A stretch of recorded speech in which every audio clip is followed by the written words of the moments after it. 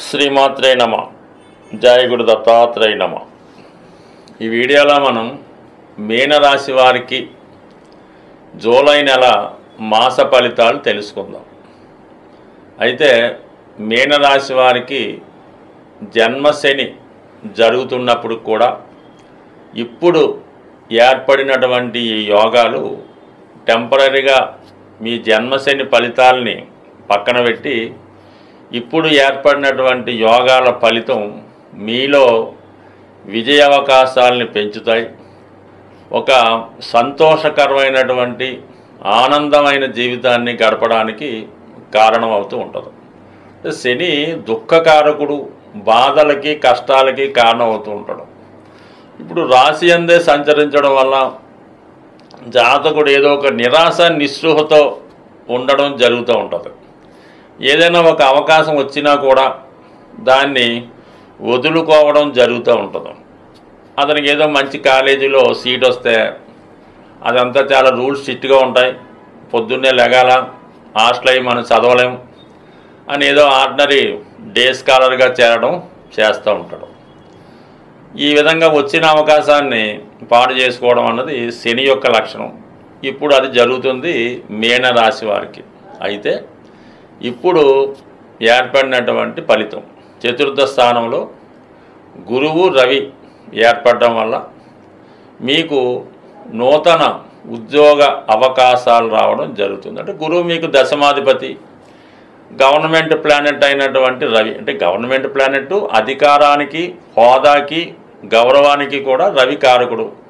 అసలు ఒక మనిషికి ధనం ఇవ్వాలన్నా, హోదా ఇవ్వాలన్నా, గౌరవం, ఆరోగ్యం ఇవ్వాలన్నా కేవలం రవి వల్లే అవుతుంది.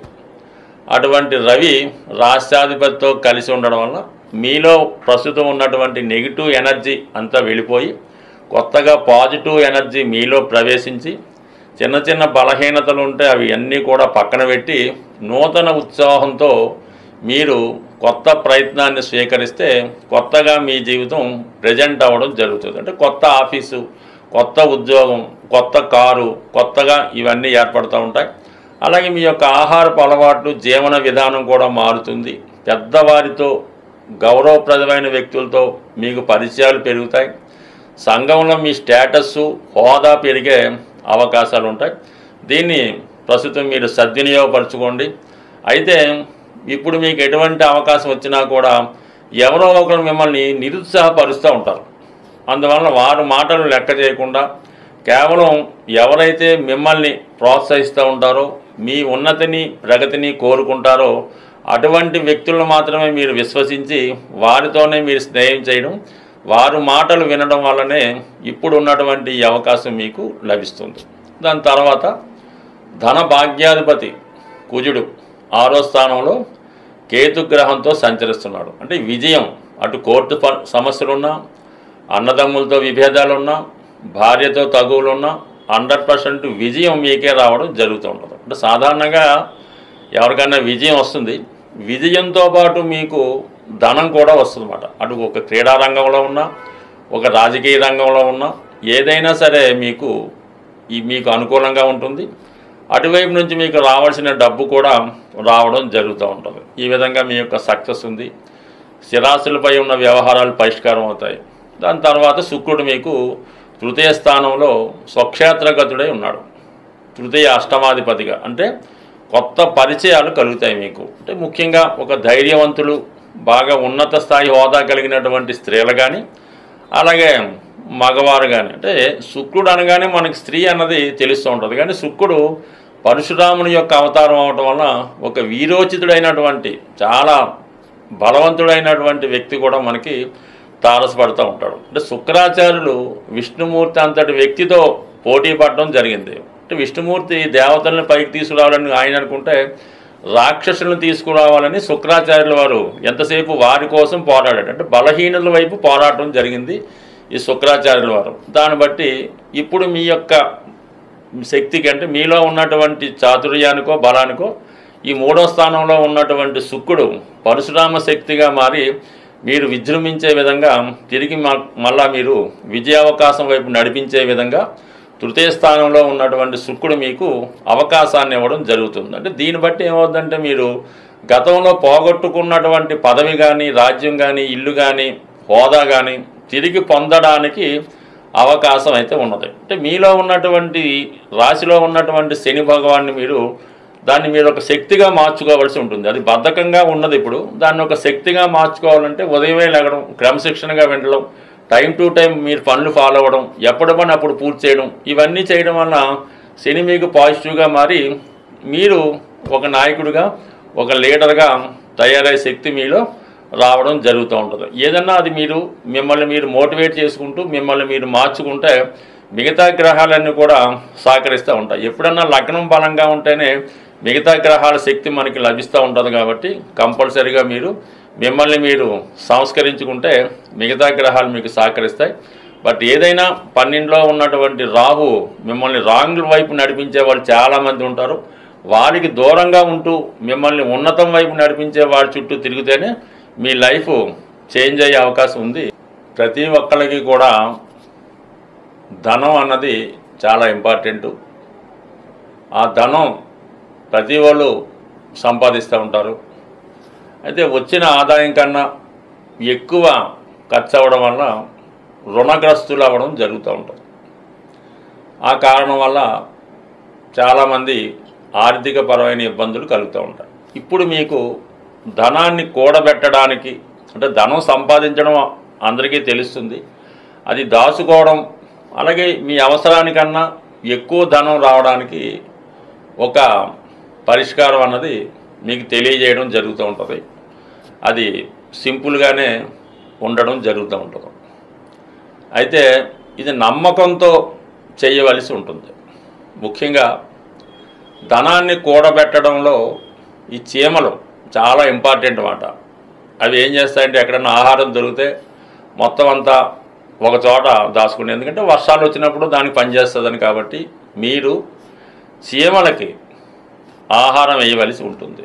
ముఖ్యంగా అంటే శాస్త్రాల్లో చెప్పిన ప్రకారం ఏం చెప్పారంటే తమలపాకు తీసుకొని దాని మీద తేనె వేసి చీమలు ఉన్న చోట పెట్టడం జరుగుతుంది. ఇప్పుడు ఆ విధంగా కాకుండా మీరు డైరెక్ట్గానే పంచదార, బియ్యం పిండి కలిపి ఈ చీమలకి ఆహారంగా వేయడం వల్ల, అది ఎప్పుడు చేయాలి, మనం మంగళవారం చేయవలసి ఉంటుంది. అంటే కుజుడు సంబంధించిన వారం అవటం వల్ల అది ఆ మంగళవారం రోజు ఈ చీమలకి ఆహారంగా వేయడం వల్ల కంపల్సరీగా మీకు ఈ ధనం పోగవుతుందన్నమాట. సేవింగ్స్ అవుతాయి, ఖర్చులు తగ్గుతాయి. అలాగే మీరు ఒక కొబ్బరికాయ అంటే బాగా, అంటే మనం సోమయ్యప్పకి వెళ్ళినప్పుడు ఇరుముడిలో వేసినటువంటి కొబ్బరికాయ, కురిటి కొబ్బరికాయ అంటారు. ఆ కొబ్బరికాయ ఒకటి తీసుకొని దానికి ఒక కన్నం పెట్టి అందులో శుభ్రమైనటువంటి తేనె, పంచదార, బెల్లముతో నింపాలన్నమాట. అంటే అయ్యప్పకైతే నెయ్యితో నింపుతారు. అలా కాకుండా ఇది స్వీట్తో నింపి దాన్ని పశ్చిమ దిక్కున, అంటే పశ్చిమం అంటే సౌత్ సైడు, అది ఎక్కడన్నా ఒక నిర్జల ప్రదేశంలో మీకు సౌత్ సైడు చక్కగా ఒక గొయ్యి తీసి మరీ లోతుగా కాకుండా అందులో కప్పెట్టవలసి ఉంటుంది అన్నమాట. దానివల్ల కూడా అది తర్వాత చీమలకి ఆహారంగా మారడం జరుగుతూ ఉంటుంది. సో ఈ రెండు కార్యక్రమాలు చేయటం అంటే చాలా వరకు ఇది కష్టంగానే అనిపిస్తూ ఉంటుంది. శుక్రవారం ఉదయం 6 గంటల నుంచి సూర్యోదయం దగ్గర నుంచి మర్నాడు శనివారం సూర్యోదయం వరకు కూడా ఎటువంటి ధనం కూడా, అంటే డబ్బులు, రూపాయలు, బంగారం, ఈ వస్తువులు కూడా మీ నుంచి బయటికి వెళ్ళకూడదు. అంతా కూడా ముందు రోజే అడ్జస్ట్ చేసుకోవాలి. ఎవరికి ఇవ్వాల్సినా కూడా శుక్రవారం అన్నది పేమెంట్స్ బంద్. మళ్ళీ శనివారం మాత్రమే ఇది స్టార్ట్ అవుతుంది. ఇది ఎంత కష్టమైనా సరే మీరు అవసరమైతే శుక్రవారం అర్జెంట్ అయితే వేరే వాడిని ఫోన్పే చేయమంటే తప్ప మీరు మాత్రం ఖర్చు పెట్టద్దు. అలా ఒక 8 వారాలు మీరు చేస్తే 100% మీ యొక్క ఆర్థిక సమస్య పరిష్కారమై నిరంతరం మీ ఎనపెట్లో ధనం నిలబడుతూ ఉంటుంది. ఇది ఎక్కువగా ఆంధ్ర ప్రాంతంలో ఈ కృష్ణా జిల్లా ఈస్ట్ గోదావరిలో చాలా వరకు పాటిస్తుంటారు. అది కూడా చేసుకోండి. దాని తర్వాత ఏంటంటే వీలైతే శుక్రవారం రోజు కనకదారా స్తోత్ర పారాయణ, లక్ష్మీ అష్టోత్తరం, శ్రీ సూక్తం చదవడం, స్త్రీలని అంటే మీ కుటుంబంలో ఉన్నటువంటి స్త్రీలని ఏదైనా పండగలు అది వచ్చినప్పుడు ముఖ్యంగా ఆడపడుచులకి పిలిచి వాళ్ళకి ఈ చీర సారే లాంటివి పెట్టడం జరుగుతుంది. అలాగే ఇంట్లో ఉన్నటువంటి మీ కూతురు అవ్వచ్చు, భార్య అవ్వచ్చు, తల్లి అవ్వచ్చు, ఎట్టి పరిస్థితుల్లో కూడా వారిని దుఃఖం కలిగేలాగా కన్నీరు పెట్టుకునే విధంగా మాత్రం మీరు ప్రవర్తించవద్దు. సాధారణంగా ఒక కుటుంబం పతనం అవుతుందంటే ఆ కుటుంబంలో స్త్రీ దుఃఖమే కారణం అవుతుంటుంది. ఊరకనే ఏడుస్తుంటారు. శుక్రవారం రాగాన ఒక్కొక్క ఇంట్లో ఎలా ఉంటుందంటే ఊరికే ఏడుస్తుంటారు. ఎందుకు ఏడుస్తారో అర్థమవుతుంది. దాంతో ఆ యజమానికి ఇంకా చెప్పక్కర్లేదు. సో అటువంటివి ఉంటే సాధారణంగా పరిష్కరించుకుంటే కుటుంబం అన్నది సంతోషంగా ఉంటుంది. అది మనం నియమంగా ఉండడం అంటే కామన్గా ఈ శుచి శుభ్రత అవన్నీ కామన్గా ఉంటాయి. ఈ కొద్దిపాటి రెమెడీలు మీరు పాటిస్తే తర్వాత ఇంకా బెటర్ రెమెడీస్ తెలుసుకునే ప్రయత్నం చేద్దాం. స్వస్తి.